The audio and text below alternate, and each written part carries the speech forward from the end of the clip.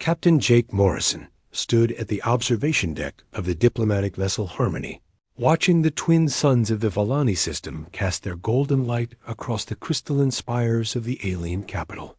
3 years had passed since humanity's first contact with the Galactic Federation, and Jake had become one of the few humans trusted with diplomatic missions to the Outer Rim worlds.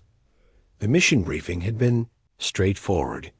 Establish trade relations with the Valani Empire, a proud warrior civilization known for their advanced energy weapons and fierce independence.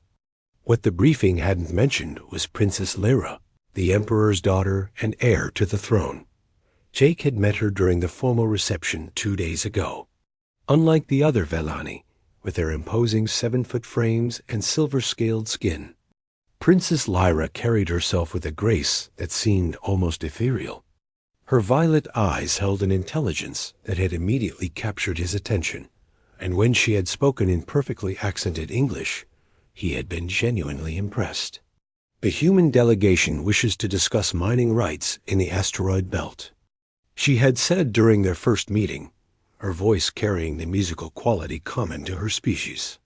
Actually, Your Highness, we're more interested in establishing mutual defense agreements, Jake had replied, noting how her head tilted slightly in curiosity. The negotiations had continued for days, but Jake found himself looking forward to the brief moments between formal sessions when he and Lyra would walk through the palace gardens. The Valani had created something beautiful there, a perfect blend of their crystalline architecture and living bioluminescent plants that responded to emotion. On the third evening, as they strolled past a fountain that sang in harmonious tones, Lyra had stopped abruptly. Captain Morrison, may I ask you something personal? Of course, Your Highness. Why do humans use such informal terms of endearment? During our cultural exchanges, I've heard humans address their companions as sweetie or darling. In our society, such intimate language is reserved only for bonded pairs. Jake had smiled at her genuine curiosity.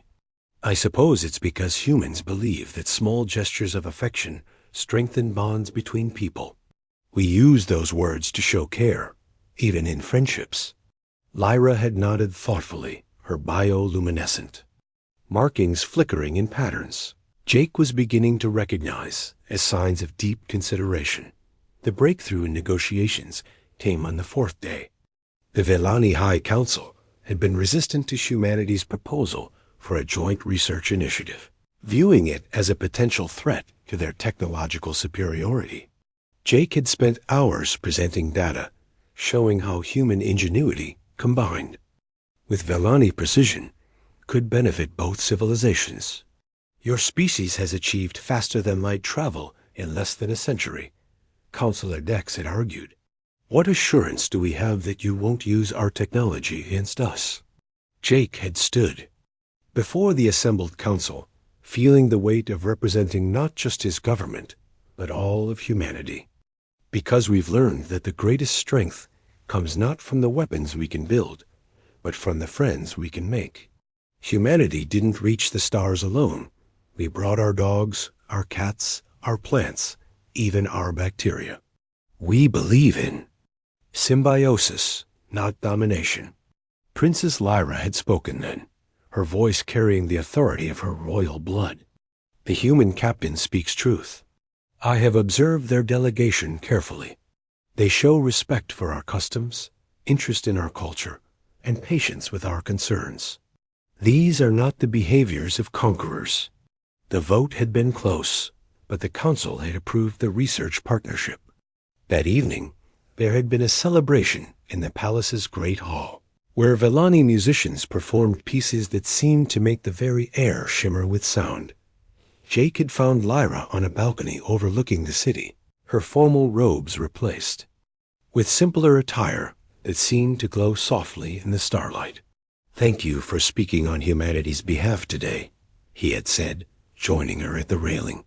I spoke the truth as I observed it, she had replied. Your species has a gift for bringing out the best in others. They had stood in comfortable silence for a while, watching the city's lights dance below them. Finally, Jake had turned to her with a gentle smile. "Hey, sweetie," he had said, using the same tone he might use with a close friend back home. To his surprise, Lyra's bioluminescent markings had shifted to a warm purple hue that he had never seen before. Her scaled cheeks had taken on an almost rosy tint. "Yes, darling," she had replied, testing out the human term with careful pronunciation. They had both laughed then, the sound mixing human warmth with Valani musical tones. In that moment, Jake had realized that diplomacy wasn't just about treaties and trade agreements. It was about building bridges between hearts and minds, about finding the common ground that connected all intelligent beings. The harmony would depart tomorrow, but Jake knew this wouldn't be his last visit to the Valani system. The research partnership would require ongoing coordination, and Princess Lyra had already volunteered to serve as the primary liaison. As he prepared for sleep in his quarters, Jake reflected on how far humanity had come. From a single world to partners with one of the galaxy's most advanced civilizations, all because they had remembered that the greatest strength lay not in their technology, but in their capacity for friendship. The future stretched ahead, full of possibilities and new worlds to explore. And somewhere in the palace below, a princess was learning that sometimes the simplest human gestures could bridge the vast distances between the stars.